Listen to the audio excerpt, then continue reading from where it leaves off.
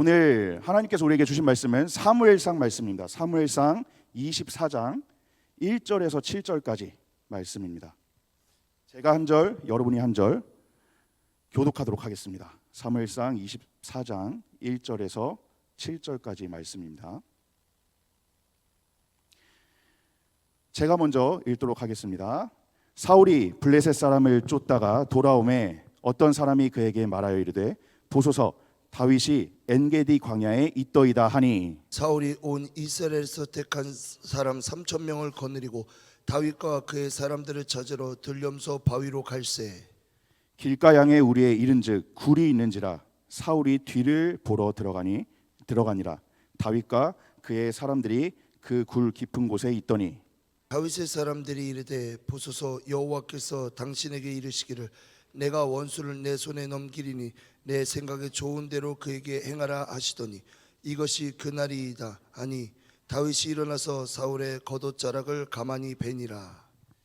그리한 후에 사울의 옷자락 뱀으로 말미암아 다윗의 마음이 찔려 자기 사람들에게 이르되 내가 손을 들어 여호와의 기름 부음을 받은 내 주를 치는 것은 여호와께서 금하시는 것이니 그는 여호와의 기름 부음을 받은 자가 됨이라 하고, 다윗이 이 말로 자기 사람들을 금하여 사울을 해하지 못하게 하니라. 사울이 일어나 굴에서 나가 자기 길을 가니라. 아멘. 아멘.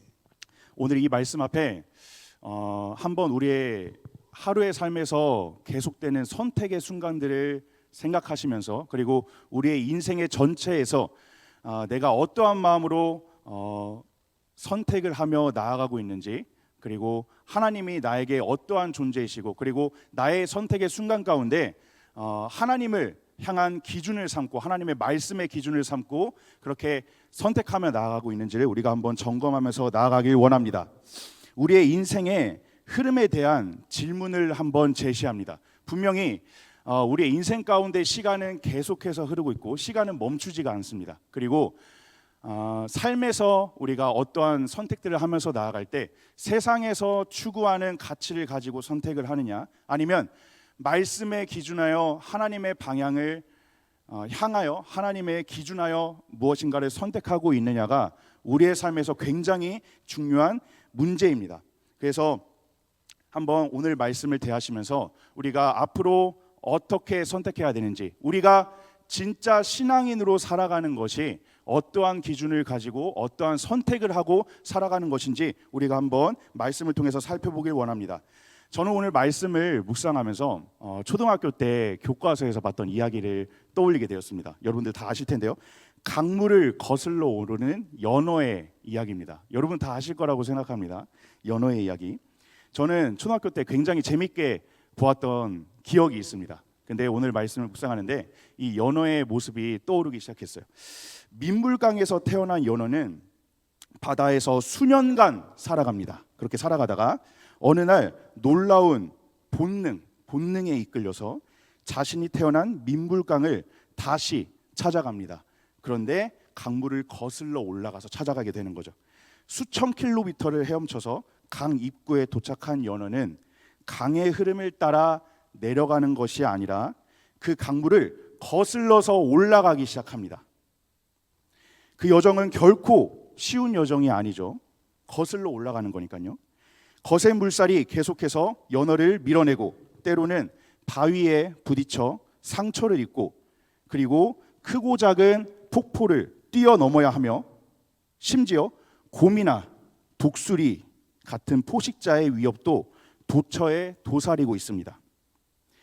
그러나 연어는 결코 그 물살에 휩쓸려 다시 내려오지 않습니다. 계속해서 꿋꿋하게 그 강물을 역행해서 올라갑니다. 더 쉬운 길을 선택하지 않습니다. 그 힘겨운 길을 결코 포기하지 않습니다. 과연 그 이유가 무엇일까요? 그것은 바로 자신이 태어난 곳으로 돌아가 또 다른 생명을 낳기 위해서입니다. 연어는 그렇게 강물을 거슬러 올라가서 강의 가장 위쪽에서 알을 낳고 자신의 생명의 여정을 마무리합니다. 그리고 완성합니다. 그 길 끝에서 연어는 자신의 존재 목적을 이루고 생을 마감하는 것입니다.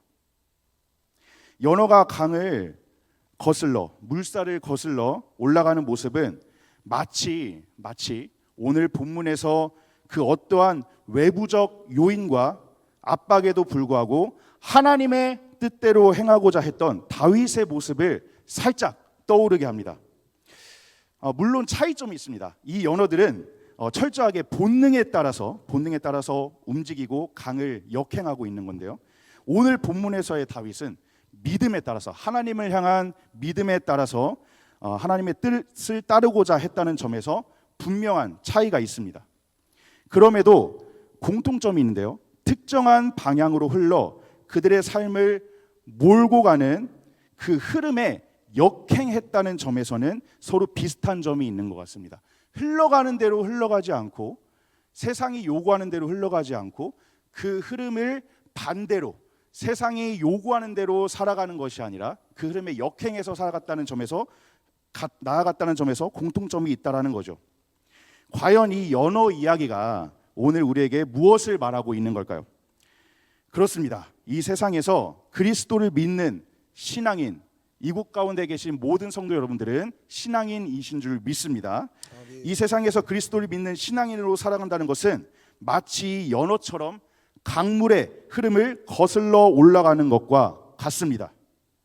진짜 신앙은 내가 편한 방향으로 흘러가기 쉬운 방향으로 아무 생각 없이 가만히 있으면 흘러가게 되는 방향으로 그렇게 흘러가는 것이 아니라 자연스럽게 흘러가는 것이 아니라 바로 하나님의 뜻을 따라 거슬러 올라가는 믿음의 여정이라는 것이죠. 그것이 바로 시대의 흐름에 역행하는 신앙이라는 것입니다.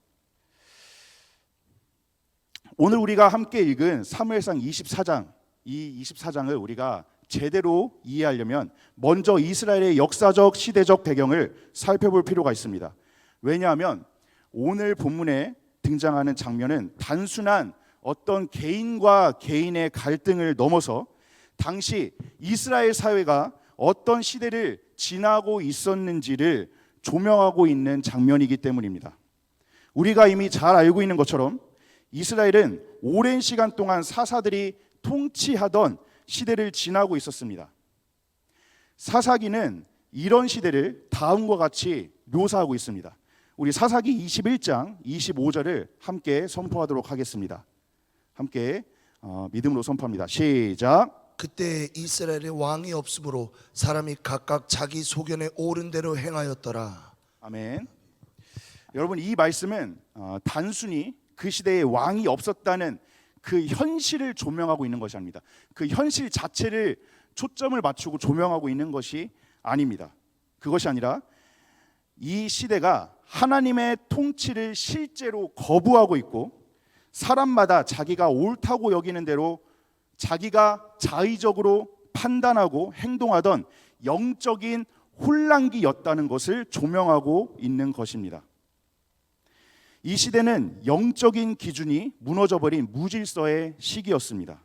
그리고 바른 기준과 분별이 사라지고 신앙과 삶이 제멋대로 흘러가는 혼란의 시기였습니다. 여러분, 그런데요, 그럼에도 불구하고 우리가 익히 아는 것처럼 이런 시대의 끝자락에서 하나님은 한 사람, 누구죠? 사무엘을 준비시키시고 세우셨습니다. 사무엘은 마지막 사사이자 첫 선지자로서 하나님과 백성 사이의 다리 역할을 잘 감당하게 됩니다. 그는 이스라엘을 회개로 이끌었고 블레셋의 공격을 막아냈고 그리고 백성 가운데 하나님의 권위를 회복시켰습니다. 자, 그러나 시간이 흐르자 이 이스라엘 백성들이 사무엘에게 뭔가를 요구하는 겁니다. 사무엘에게 나와서 이렇게 말하며 요구하는 거죠. 우리 말씀을 살펴봅니다. 사무엘상 8장 6절 함께 선포하도록 하겠습니다. 시작. 우리에게 왕을 주어 우리를 다스리게 하라 했을 때 사무엘이 그것을 기뻐하지 아니하여 여호와께 기도하매. 아멘. 지금 저희가 읽은 이 말씀에서와 같이 우리에게 왕을 주어 우리를 다스리게 해달라고 요청하는 겁니다. 하나님이 이스라엘의 참 왕이셨지만, 유일한 왕이셨지만 백성들은 자신들의 눈에 보이는 왕, 즉 사람 중심의 통치를 원했던 것입니다. 이들의 이러한 동기와 태도가 사실은 하나님의 뜻에 어긋났던 것이었어요. 하지만 하나님은 놀랍게도 그들의 잘못된 요구를 하나님 자신의 큰 계획을 이루어 가시기 위해서 허용하셨고, 그리고 사울을 왕으로 세우셨습니다. 이스라엘 역사상 첫 번째 왕이었던 사울은 외모도 출중했습니다. 여러분들 알고 계시죠? 외모도 출중했고 초기에는 겸손한 마음으로 하나님 앞에 나아갔어요. 그런데 그는 곧 하나님의 명령을 반복해서 어기며 하나님의 마음을 떠나게 됩니다. 그 결과로 하나님은 사무엘을 통해 사울을 버리고 다윗을 새로운 왕으로 기름 부으셨습니다.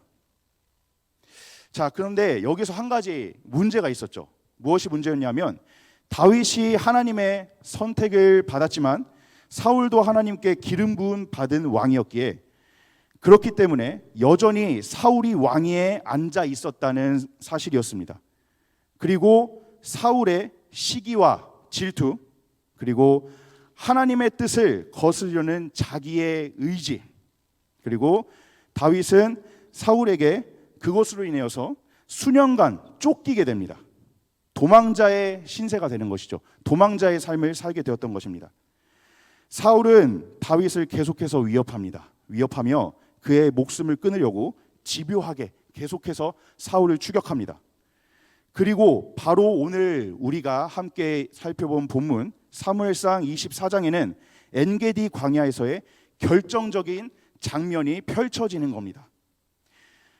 우리가 어제 살펴본 사무엘상 23장의 내용을 간단히 한번 정리해보고 24장의 본문으로 들어가도록 하겠습니다. 23장 본문에 어떤 장면이 소개되냐면 다윗은 그 일날을 블레셋의 손에서 구했습니다. 그렇지만 그곳 사람들이 자신을 사울에게 넘길 것을 알고 도망하게 되죠. 다윗이 도망하게 되는 겁니다. 이후 다윗은 10광야와 마온 광야를 전전하면서 계속해서 피신하게 됐고요.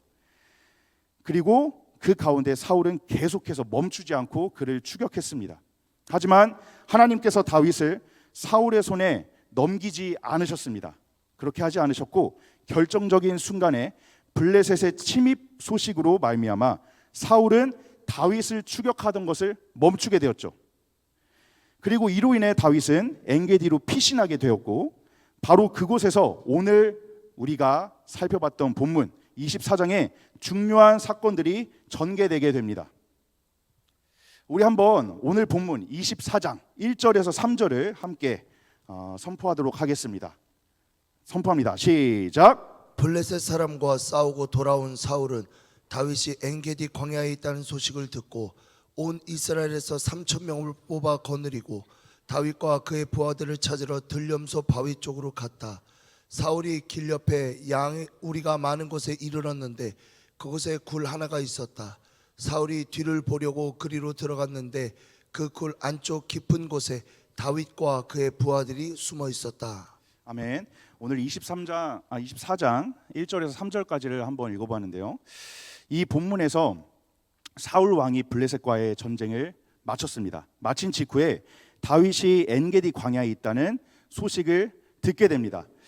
아마 10광야 사람들이 그 소식을 전했던 걸로 추측하고 있는데요. 그런데 사울은 이 소식으로 인해서 다윗을 잡기 위해서 이스라엘에서 뽑은 정예병, 가장 강한 군사 정예병 3,000명을 데리고 광야로 향합니다. 다윗을 추격하기 위해서 향하는 거죠. 여러분, 그런데요, 반면에 다윗이 같이 동행하고 있던 다윗의 부하들 비정예 부대는 600명 가량 되었습니다. 600명 가량. 이 인원 차이가 너무 많이 나죠. 이것은 사울이 다윗을 잡는 데 얼마나 혈안이 되어 있었는지를 알 수 있는 대목이죠. 3,000명이나 동원해서 다윗을 추격하러 갑니다. 사울의 온 정신과 온 시선이, 마음이 다윗을 잡는 데 집중되어 있었다는 거죠. 왕인데도 불구하고 다른 것에 신경 쓰는 게 아니라 오직 지극히 인간적인 요소, 다윗을 잡는 쓸데없는 일에 혈안이 되어 있었다는 겁니다. 사울이 다윗을 쫓아간 곳은 오늘 본문 말씀에 등장하는 것처럼 들염소 바위 근처, 실제로 들염소들이 살고 있던 거친 바위산들이 많이 있고 동굴이 많이 있는 지역이었습니다. 그러기에 사실 그러한 지역에서 다윗을 추적하는 것이 생각보다 쉽지 않았습니다. 그래서 오히려 다윗을 추격하던 사울이 오늘 본문에서 살펴보면 알 수 있듯이 죽을 위기에 처하게 됩니다. 자, 사울이 다윗을 추격하러 길을 가던 중이었습니다. 그런데 사울은 길가에 있는 양의 우리 근처 동굴에서 잠시 뒤를 보기 위해 동굴로 들어갑니다. 쉬운 표현으로 하면 용변을 보려고 들어가는 거예요. 용변을 보려고. 그런데 아니나 다를까 그 동굴 깊숙한 곳에 바로 다윗과 그의 부하들이 숨어 있었습니다. 마침 용변을 보러 그 동굴에 들어가는데 마침 다윗과 다윗의 부하들이 그 동굴에 있었던 것이죠. 사울은 이 사실을 전혀 눈치채지 못했습니다. 이때 사울은 용변을 보기 때문에 호위병이 없이 혼자였던 상황이 있었습니다. 혼자였던 상황, 무방비 상황이었죠. 옷도 벗어제낀 상황이었을 거예요. 하나님의 섭리에 따라 마침 다윗이 있던 동굴에 사울이 들어가게 된 것이었습니다. 결코 우연이 아니라 하나님의 섭리였다는 사실이죠. 이제 과연 이 상황 가운데에서도 사울이 무방비 상태였고 용변을 보는 상태였는데 다윗이 사울을 향한 어떠한 결정을 하게 되는지 우리가 그 결정을 통해서 우리의 삶에, 신앙에 한번 적용하고 교훈하길 원합니다. 과연 다윗이 이 상황에서 어떤 선택을 했는지가 이 이야기의 아주 중요한 전환점이 된다는 겁니다. 오늘 본문 24장 4절을 우리가 세 번역으로 함께 한번 선포하겠습니다. 24장 4절입니다. 함께 선포합니다. 시작. 다윗의 부하들이 그에게 말하였다. 드디어 주님께서 대장님에게 약속하신 바로 그 날이 왔습니다. 내가 너의 원수를 너의 손에 넘겨줄 것이니 내가 마음대로 그를 처치하여라 하신 바로 그 날이 되었습니다. 다윗이 일어나서 사울의 겉옷자락을 몰래 잘랐다. 개역개정 한번 읽겠습니다. 개역개정 함께 선포합니다. 4절 개역개정 함께 선포하도록 하겠습니다. 시작. 다윗의 사람들이 이르되 보소서 여호와께서 당신에게 이르시기를 내가 원수를 내 손에 넘기리니 내 생각에 좋은 대로 그에게 행하라 하시더니 이것이 그날이이다 하니 다윗이 일어나서 사울의 겉옷자락을 가만히 베니라. 아멘. 지금 이 본문에서 다윗의 부하들이 다윗에게 말하는 장면이 등장하죠. 다윗의 부하들이 다윗에게 이렇게 얘기합니다. 약속하신 바로 그날이 왔습니다 라고 이야기합니다. 다윗에게 이렇게 하는 거죠. 다윗에게 자, 지금입니다. 지금이 기회예요. 우리가 그토록 기대하고 고대하던 사울을 잡을 수 있는, 사울을 죽일 수 있는 순간이, 기회가 다가왔다라는 겁니다. 다윗의 사람들이 이르되 보소서 여호와께서 당신에게 이르시기를 내가 원수를 내 손에 넘기리니 내 생각에 좋은 대로 그에게 행하라 하시더니 이것이 그날이니이다. 이 본문처럼 지금 다윗의 부하들이 다윗에게 이걸 권유하고 있는 겁니다. 지금이 기회입니다. 약속하신 바로 그날이 왔다고 다윗에게 이야기하고 있는 거죠. 여러분, 그런데 주목해야 하는 사실이 있습니다. 우리가 이 4절에서 한 가지 사실을 꼭 짚고 넘어갈 것이 있는데요. 그것이 무엇이냐면 사실 약속하신 바로 그날이 왔다라는 것은 성경의 중심한 해석이 아니라 다윗의 부하들의 자의적인 해석이었다는 겁니다. 자기 멋대로의 해석이었다는 거죠. 사실 살펴보면 성경 본문 어디에도 하나님께서 사울을 다윗의 손에 넘기겠다고 직접 말씀하신 장면이 명확하게 기록되어 있지 않습니다.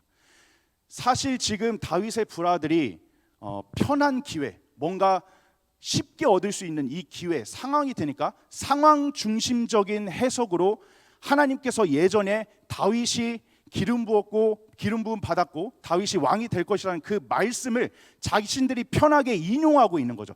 상황의 중심에서 해석하고 있는 장면이 지금 펼쳐지고 있는 겁니다. 부하들의 상황 중심적인 해석이 지금 이 본문에 등장하는 거죠. 자, 그리고 두 번째 주목할 부분이 있습니다. 무엇이냐면 이 본문에 등장하는 다윗이 일어나서 사울의 겉옷자락을 가만히 베었던 이 장면. 고대 근동 문화에서 겉옷자락은 왕권과 권위를 상징했습니다. 다윗이 사울을 죽이지 않고 겉옷만 베는 선택을 했죠. 충분히 죽일 수 있었습니다. 무방비 상태였어요. 다윗의 부하들도 있었고 다윗도 있었습니다. 사울의 호위병이 있지 않았고 사울이 혼자 있는 상황이었는데 충분히 죽일 수 있었는데 맘만 먹으면 충분히 해할 수 있었는데 그렇게 하지 않고 겉옷만 베는 선택을 합니다. 자, 이것은 어떤 무자비를 뜻하는 게 아니라 기름 부은 받은 왕 사울에 대한 다윗의 자비를 나타내는 겁니다. 그런데 이러한 행동을 했음에도 불구하고 다윗이 충분히 죽일 수 있었음에도 불구하고 겉옷만 베는 행위를 했는데 그럼에도 본문에 보니까 다윗이 마음에 찔려 했대요. 마음에 찔려 했던 것은 그만큼 하나님의 주권 앞에 다윗이 옷을 베는 행동, 겉옷을 베는 행동 그 하나 자체까지도 하나님의 주권 앞에 자신의 그 작은 행동조차도 아주 중요하고 민감하게 여겼던 것을 우리가 알 수 있는 대목입니다. 지금 이 4절의 이야기에서 우리가 이 두 가지를 주목하면서 우리의 신앙에 교훈할 수 있는 아주 중요한 사실들이 있습니다. 결국에는 우리가 오늘 제목처럼 시대의 흐름에 역행하는 신앙인, 그러한 신앙인으로 살아가기 위해서 사실 다윗의 부하들이 말씀을 왜곡하고 상황 중심적인 해석을 함으로 인해서 하나님의 뜻에 반했던 그러한 행동을 했던 것과 달리 결국 이 자리 가운데 있는 우리 모두는 하나님의 뜻대로 순종하고 행해야 한다는 교훈을 우리가 얻을 수 있는 거죠. 다윗은 같은 상황이었지만 다윗의 부하들과 다르게 관점을 가지고 해석합니다. 이 본문에 이제 좀 있으면 등장하는데요. 자, 여기서 우리가 한번 살펴볼 것이 있어요. 시대의 흐름이 지금 어떻게 흘러가고 있는가? 우리가 살아가고 있는 이 시대가 우리에게 어떻게 선택을 하도록 인도하고 어떻게 우리가 살아가도록 유도하고 있는지 우리가 한번 살펴보길 원합니다. 말씀에 근거해서 한번 살펴보겠습니다. 시대의 흐름에 따라가는 우리의 모습을 한번 살펴봅니다. 세 가지로 살펴보도록 하겠습니다. 첫 번째는 자기 감정에 따라 판단한다는 겁니다. 자기 감정에 따라. 오늘날 많은 사람들이 옳고 그름, 하나님의 말씀의 기준에서 이것은 내가 신앙에서 가져갈 수 있는 옳은 행위, 그릇된 행위라는 것을 판단하고 기준 삼아야 되는데 나의 감정에 따라서 그것을 기준 삼고 판단한다는 거죠. 내가 기분이 나쁘면 잘못된 것이고 내가 괜찮다고 느끼면 옳은 일이라는 식의 사고를 가지고 살아간다는 겁니다. 그렇게 살아가고 그렇게 선택하며 살아간다는 거죠. 이런 문화가 사실 오늘 본문에 등장하는 다윗의 부하들이 보소서 여호와께서 당신에게 주신 나일입니다. 다윗에게 했던 이 표현을 통해서 알 수 있는 겁니다. 다윗의 부하들이 어떠한 사고를 가지고 있었고 그 시대 가운데서 어떠한 마음을 가지고 살아가고 있었는지를 단번에 알 수 있는 대목이죠. 그렇게 자신들의 감정과 기대를 하나님의 뜻으로 착각한 것과 매우 닮아 있습니다. 아까 함께 나눴듯이 하나님의 말씀에 기준해야 되는데 하나님의 말씀을 말씀답게 해석하고 나의 편안과 기회와 유익한 상황과 상관없이 말씀을 말씀 자체로 해석하고 받아들일 수 있는 믿음의 삶이 신앙인의 삶인데 사실 자신의 유익한 상황에 맞춰서 말씀을 해석하는 거죠. 말씀에 나의 삶을 맞춰가는 게 신앙인인데 나의 삶에 자신들의 하나님의 말씀을 편하게 해석하고 맞춰가는 겁니다. 다윗의 부하들이 지금 그러한 모습을 보이고 선택하고 있다는 거죠. 감정에 따라 하나님의 말씀을 해석하거나 하나님의 뜻을 자기 방식대로 정당화하려는 태도는 시대의 흐름에 따른 전형적인 모습입니다. 사실 우리 삶에도 마찬가지인 것 같습니다. 나의 감정이 너무나 중요하고 나의 이성의 잣대가 너무나 중요하고 심지어 오늘 본문 말씀처럼 나의 상황에 말씀을 끼워 맞추는 내가 유익한 상황이 되도록 그 유일한 기회를 잡을 수 있도록 그 말씀을 끼워 맞춰서 해석하는, 그러면 그게 마치 나에게 하나님의 뜻인 것처럼 착각하게 되는데 사실은 그게 아니었던 거죠. 진짜로 하나님의 뜻처럼 행동했던 사람은 다윗이었는데 다윗의 부하들이 그렇게 착각하고 있는 겁니다. 자, 두 번째입니다. 시대의 흐름. 다수가 말하는 것을 진리로 여깁니다. 현대 사회에서는 다수의 의견이나 여론이 진짜 진리처럼 여겨지는 경향이 있습니다. 많은 사람이 어떤 방향을 지지하면 나 혼자 이쪽 방향으로 가고 20명, 30명, 600명이 이쪽 방향으로 가면 마치 이것이 진리처럼 여겨지는 세상. 그것이 진리로 그리고 옳은 것처럼 받아들여진다라는 거죠. 다윗의 사람들 또한 모두가 동의하는 기회. 자, 사울을 죽일 기회입니다. 모두가 동의해요. 사울만 아니었어요. 지금이 기회입니다. 지금을 넘기면 안 돼요. 지금은 하나님이 허락하신 기회입니다. 그런데 사실 아니었죠. 다수의 의견이 그랬는데 다수의 의견이 하나님의 말씀에 기준한 의견이 아니었고 자신들의 상황에 유리하게 맞춰가기 위해서 그 말씀을 해석했기 때문에 그리고 적용했기 때문에 그 뜻이 하나님의 뜻이 아니었던 겁니다. 결국 다수의 의견이어도 진리가 아니었던 거죠. 하나님의 뜻이 아니었던 거죠. 이 다수의 의견은 아주 그럴듯해 보입니다. 여러분 우리가 한번 잘 생각해 봤으면 좋겠습니다. 그럴듯해 보이는 것이 우리를 망칩니다. 사실은 그럴듯해 보이는 것이 우리의 삶 가운데 너무 많은데 기도하다가 이런 생각이 딱 들었어요.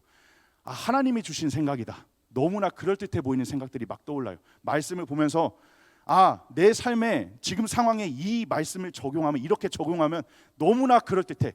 내 상황 가운데 뭔가 해결할 수 있는 내 상황을 돌파할 수 있는 그 말씀의 은혜가 그 말씀을 통해서 본문 말씀을 통해서 나의 마음 가운데 다가오고 적용되는 것 같은데 사실은 상황주의적인 해석이라는 거죠. 상황 중심적인 해석. 결국에는 그 다수의 의견이 그럴듯해 보였지만 모두가 동의하는 기회, 지금이 기회인 것처럼 보였지만 결국 하나님의 뜻과는 거리가 있었습니다. 하나님의 뜻이 아니었어요. 오늘날도 마찬가지로 대중의 의견이나 사회 분위기에 편승하여 행동할 때 우리는 하나님의 뜻보다 시대의 목소리를 따르게 될 수 있습니다. 우리는 신앙인으로서 말씀에 근거해서 하나님의 뜻을 따라간다고 하지만 사실은 다수의 의견을 우리가 바라보고 그것에 귀를 계속 기울이다 보면 그렇게 하나님의 뜻에 반하고 다수의 의견에 흘러가게 된다는 거죠. 지금 시대가 그렇게 우리를 인도한다는 겁니다. 자, 세 번째입니다. 소견에 옳은 대로 행하는 겁니다. 기회가 찾아오면 그것이 곧 하나님의 인도하심이라고 단정짓는 경우가 너무나 많습니다. 좋은 일이 생기거나 나에게 원하는 상황이 펼쳐지면 깊은 분별 없이 그 자리에서 기도할 수 있어야 되는데 얼마 전에 목사님의 입술을 통해서 선포됐어요. 어떠한 상황이 왔을 때 괜찮은 것 같아. 그러면 그 자리에서 그냥 분별 없이 바로 결정해버립니다. 기도하는 과정이 없이 바로 결정해버려요. 분별이 없이 결정하는 겁니다. 하나님이 주신 기회다 라고 우리가 자의적으로 해석하는 거죠. 기도의 과정이 없이 그냥 해석하는 겁니다. 그러나 다윗은 오늘 본문에서와 같이 사울을 죽일 수 있는 절호의 기회, 누가 봐도 기회였어요. 그런데 그 기회를 바라보는 다윗의 관점을 달랐다는 겁니다. 그 절호의 기회를 앞에 두고도 그것이 하나님께서 허락하신 길인지 먼저 분별하려 했다는 겁니다. 어제 23장까지 우리가 살펴봤던 다윗의 모습은 기도하는 다윗의 모습이었어요. 항상 기도합니다. 오늘 24장에 들어서 동일하게 이러한 사소한 상황이 펼쳐졌을 때도 그리고 기도하지 않아도 될 것 같은 절호의 기회 같은 상황이 펼쳐졌을 때도 기도 안 해도 될 것 같은데 하는 상황이 펼쳐졌을 때도 먼저 기도합니다. 분별하려 기도하는 겁니다. 오늘날 우리는 눈앞에 유익한 상황, 나에게 유익한 상황이 곧 하나님의 뜻이라며 하나님께서 주신 기회라며 서둘러 판단하고 내가 스스로 결정하지만 진짜 신앙은 하나님의 말씀에 비추어 분별하는 필수적인 과정을 요구합니다. 우리의 신앙 가운데 어떤 선택의 기로에 놓여 있을 때 어떤 상황을 타파하기 위해서 돌파하기 위해서 어떠한 것들을 고민하며 나아갈 때 분별하는 기도의 과정이 반드시 필요하다는 거죠. 없을 수가 없다라는 겁니다. 없으면 진짜 신앙인의 자세가 아니라는 겁니다. 오늘 다윗의 모습처럼 그럴듯해 보이는 기도하지 않아도 될 것 같은 누가 봐도 기회라고 여겨지는 이 기회 앞에 기도할 수 있는 게 진짜 신앙인의 모습이라는 겁니다. 시대의 흐름, 자기 감정에 따라 판단합니다. 그리고 많은 사람이 얘기하면 그것에 쫓아갑니다. 그게 진리가 돼버리는 시대. 그리고 자기 소견에, 자기 생각에, 자기 이성에 옳은 대로 행동합니다. 사실 기회, 두 가지의 기회의 관점이 있었습니다. 제가 말씀을 묵상하면서 기회라고 다 같은 기회가 아니구나. 다윗은 똑같은 기회 앞에 이 기회를 어떻게 바꾸냐면 하나님의 뜻대로 행할 기회로 바꿉니다. 자, 그런데 반대로 다윗의 부하들은 그 똑같은 상황 앞에 자신들의 소견에 옳은 대로 행할 기회로 그거를 만들어 보입니다. 이게 너무나 대조를 이루는 거죠. 하나님의 뜻대로 행할 기회, 그리고 자신의 소견에 옳은 대로 행할 기회. 기회라고 다 같은 기회가 아니라는 거죠. 내가 오늘 내 삶에서 느끼고 있는 하나님께서 주시는 기회다 하는 게 사실은 내 소견에 옳은 대로 행동하는 기회라는 거죠. 그럴 수가 있다라는 거죠. 정말 순간순간 분별하고자 기도하는 과정이 없다면 우리도 우리 모르게 다윗의 부하들처럼 그렇게 분별 없이 자신의 소견에 옳은 대로 행하고자 그 기회를 하나님의 뜻을 향하는 기회로 만들지 못하고 자신의 소견에 옳은 대로 행동할 기회로 그냥 그렇게 놔두고 그렇게 살아가게 된다라는 거죠. 오늘 이 세 가지 시대의 흐름을 우리가 한번 기억했으면 좋겠습니다. 우리의 삶 가운데도 사실은 이 흐름에 흘러가는 그러한 모습들이 너무나 많은 것 같습니다. 기도한다고 하지만 사실은 결정적인 순간에 마땅히 기도해야 하는 순간에 기도하지 않고 분별 없이 행하고자 하는 우리의 모습들. 자, 시대의 흐름에 역행하는 신앙. 이 시대의 흐름에 역행하는 신앙은 간단하게 말해서 하나님의 뜻대로 행하는 신앙입니다. 자, 하나님의 뜻대로 행하는 신앙. 제가 요즘에 집에서 이래에게 밤에 가끔씩 제 딸아이에게 가끔씩 성경 이야기를 들려줍니다. 근데 제 딸아이가 항상 하는 질문이 있습니다. 뭔가 문장을 얘기하면 그게 뭔데? 그러면 설명해주면 왜? 그럼 또 설명해주면 그거 뭐? 또 설명해주면 왜? 이 말씀을 이야기하면 이야기할수록 본인 스스로가 왜 질문을 계속 던지면서 결국에는 본인이 저는 그게 좀 놀랍더라고요. 그걸 본인이 잘 모르는 것 같은데 스스로 이 말씀 앞에서 본인이 어떻게 지금 자신의 처지에서 살아가야 하는지를 본인이 적용하는 느낌이 들었어요. 계속 질문해 나갑니다. 그래서 하나님의 뜻대로 행하는 신앙이 시대의 흐름에 역행하는 신앙인데 과연 하나님의 뜻대로 행하는 신앙이 되기 위해서는 우리에게 어떠한 자세가 필요한가? 그게 굉장히 중요한 것 같습니다. 자, 두 가지 자세를 제가 오늘 말씀에 근거해서 한번 나누고 싶습니다. 첫 번째는 하나님의 주권을 인정하는 겁니다. 하나님의 주권. 다윗은 하나님께서 세우신 왕을 존중했습니다. 아무리 자신을 끝없이 쫓아와도 자신을 죽이려고 했던 그 사울 왕을 존중합니다. 자신의 감정이나 상황에 흔들리지 않고 아까 시대의 흐름을 따라가는 선택의 기준, 자기 감정에 흔들리는 거. 근데 다윗은 자기 감정에 흔들리지 않아요. 내 손으로 여호와의 기름 부음을 받은 자를 치는 것은 금한다. 사무엘상 24장 6절에 다윗이 이렇게 고백합니다. 내 손으로 절대 치지 않을 거야. 이 고백은 뭐냐면 자신이 자신의 손으로 원수를 갚지 않겠다라는 이 고백을 뛰어넘어서 사실 하나님의 주권을 인정하는 다윗의 엄청난 고백이었습니다. 하나님을 왕으로 인정했던 거죠. 모든 주권이 하나님께 달려있고 자신의 선택사항에 달려있는 것이 아니라 나는 내 손으로 기름 부은 왕을 칠 수가 없어. 나를 해하려 해도 나를 죽이려고 해도 결코 내 손으로 그렇게 칠 수가 없어. 왜냐하면 하나님의 주권에 달려있기 때문에 하나님의 주권을 인정하는 겁니다. 다윗의 자세가 바로 하나님의 주권을 인정했다는 것이었습니다. 사무엘상 24장 6절 우리 함께 읽어보겠습니다. 시작. 그래서 다윗은 자기 부하들에게 타일렀다. 내가 감히 손을 들어 주님께서 기름 부어 세우신 우리의 임금님을 치겠느냐? 주님께서 내게 그런 일을 하지 못하도록 나를 막아주시기를 바란다. 왕은 바로 주님께서 기름 부어 세우신 분이기 때문이다. 아멘. 내가 감히 내 손을 들어서 주님께서 기름 부으신 왕을 치겠느냐? 나를 막아주시기를 바란다. 왕은 바로 주님께서 기름 부어 세우신 분이기 때문이다. 자신의 감정, 사울을 봤을 때 사실 괴로웠을 것 같습니다. 저 같았으면. 근데 그 감정에 휘둘리지 않아요. 하나님께서 세우신 기름 부으신 왕이라는 걸 하나님의 주권을 인정하는 겁니다. 자, 두 번째입니다. 하나님의 통치를 신뢰하는 것입니다. 하나님의 통치. 자, 사무엘상 24장 12절 우리 함께 힘차게 선포하겠습니다. 사무엘상 24장 12절 선포합니다. 시작. 이제는 주님께서 나와 임금님 사이에서 재판관이 되시고 나의 억울한 것을 주님께서 직접 풀어주시기를 바라겠습니다. 나의 손으로 직접 임금님께 해를 끼치지 않겠습니다. 아멘. 아멘. 하나님의 통치를 신뢰함으로 모든 것을 맡겨드린 거죠. 제가 이 말씀을 묵상하면서 살짝 생각이 전환이 있었던 게 있습니다. 원수 갚음을 내가 내려놓는 게 아니라 이것까지도 하나님께 맡겨드리는 거구나. 사실 그게 하나님의 주권, 하나님의 통치를 우리가 바라는 것이라는 확신이 들었습니다. 내 손으로 내가 원수를 갚지 않는 것이 그냥 내려놓음의 원리가 아니라 이게 맡겨드리는 원리인 거죠. 맡겨드리는 개념인 거죠. 그것까지도 하나님께 다 맡겨드리는 겁니다.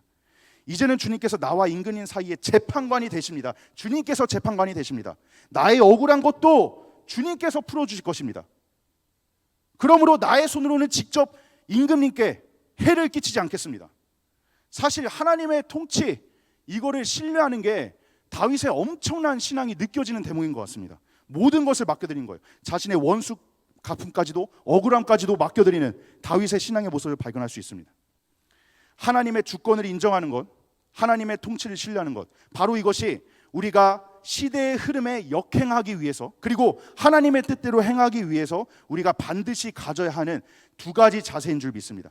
여러분, 결국 이것은 다윗이 어떤 신앙을 가졌는가, 한마디로 표현하면 하나님만이 진짜 왕이신 신앙, 내가 나를 우상 삼고 내 기준을 왕으로 삼고 나의 이성을 왕으로 삼고 나의 감정 그리고 나의 선택의 기준을 왕을 삼는 것이 아니라 내 감정이 그렇게 흘러가지 않아도, 그리고 그럴듯해 보이는 상황 가운데서도 선택을 모두 하나님께, 일하심을 모두 하나님께 맡겨드릴 수 있는 하나님만을 왕으로 인정하는 신앙이 진짜 이 시대의 흐름에 역행하는 다윗의 신앙이었다는 거죠.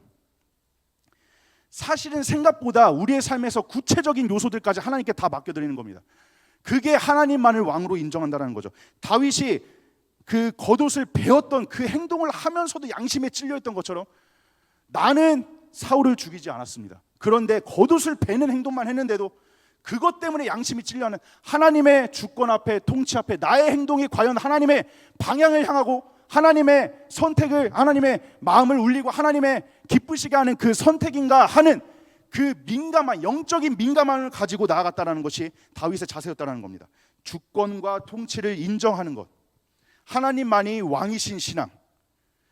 간절히 바라옵기는 이곳 가운데 있는 우리 모두의 신앙이 하나님만을 왕으로 모시는 신앙이 되길 원합니다. 하나님의 주권을 인정하고 내 삶을 하나님께서 통치하시는 그 신앙, 그 신앙을 향하여 나아가는 우리의 삶이 되길 축복합니다. 여러분, 그런데 이런 다윗의 삶을 하나님께서 높이십니다. 우리 24장 16절에서 22절 제가 한번 읽겠습니다. 16절에서 22절. 다윗이 말을 끝마치자 사울은 나의 아들 다윗아, 이것이 정말 너의 목소리냐 하고 말하면서 목 놓아 울었다. 사울이 다윗에게 말하였다. 나는 너를 괴롭혔는데 너는 내게 이렇게 잘 해주었으니 네가 나보다 의로운 사람이다. 주님께서 나를 내 손에 넘겨주셨으나 너는 나를 죽이지 않았다. 이것 하나만으로도 오늘 너는 네가 나를 얼마나 끔찍히 생각하는지를 내게 보여주었다. 도대체 누가 자기의 원수를 붙잡고서도 무사히 제 갈 길을 가도록 놓아 보내겠느냐. 네가 오늘 내게 이렇게 잘해주었으니 주님께서 너에게 선으로 갚아주시기를 바란다. 나도 분명히 안다. 너는 틀림없이 왕이 될 것이고 이스라엘 나라가 내 손에서 굳게 설 것이다. 그러므로 너는 이제 주님의 이름으로 내게 맹세하여라. 너는 내 자손을 멸절시키지도 않고 내 이름을 내 아버지의 집안에서 지워버리지도 않겠다고 내게 맹세하여라. 다윗이 사울에게 그대로 맹세하였다. 사울은 자기의 왕궁으로 돌아갔고 다윗과 그의 부하들은 산성으로 올라갔다. 자신을 그렇게 죽이려고 했던, 사실 일시적이었습니다. 일시적인 사울의 고백이었는데 자신을 그렇게 죽이려고 했던 사울의 입술을 통해서 하나님께서 다윗을 높이십니다. 다윗이 하나님을 높이고 하나님의 주권을 인정하고 하나님의 통치를 신뢰하고 하나님이 왕 되신 삶을 살아가니까 사실은 하나님께서 원수의 입을 통해서도, 일시적이지만 원수의 입을 통해서도 다윗의 높이는, 결국 하나님을 높이는 자는 하나님께서 높이십니다. 하나님을 높이는 자는 하나님께서 그의 삶을 높이십니다. 이 영적인 원리 앞에 우리가 하나님을 왕으로 인정할 때, 하나님 한 분만을 우리의 왕으로 인정할 때, 우리의 삶에 하나님의 주권과 통치를 인정하고 그렇게 사모하며 나아갈 때, 하나님의 뜻대로 행하고자 나아갈 때 우리의 삶을 하나님께서 높이시는 은혜의 역사가 우리의 삶에 있을 줄 믿습니다.